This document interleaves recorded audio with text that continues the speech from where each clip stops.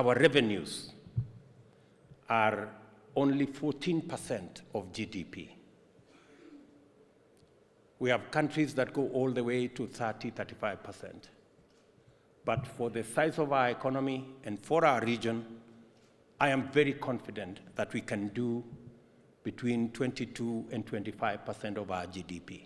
And I have every intention to ensure that our Kenya Revenue Authority and all of us work together so that we can raise sufficient revenues through our taxes to be able to take charge of our development and to be able to progressively get our country away from huge debts that we have today. It is the moral thing to do, it is the right thing to do, and I am asking you, as I ask all of us as Kenyans, to work together towards doing that which is right and ensuring that we raise our percentage of revenue that we collect from 14 to 20, 23, 25%. That way, we can raise our revenues from the current 2.1 trillion to between 3.5 going into 4 trillion.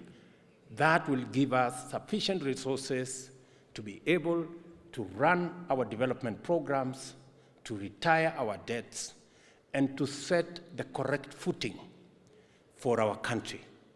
Because we can do it. It is possible for us to do it. We just need to work together, be disciplined, get things right, everybody working together in a synergized manner. We can get our country in the right place.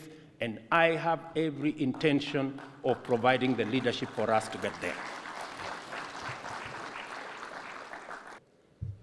As we work on reducing debt and borrowing and raising revenues so that we can fund our development and reduce government borrowing, we will give more space for borrowing by business, by entrepreneurs, by the private sector, so that they too can fire the engines of our growth.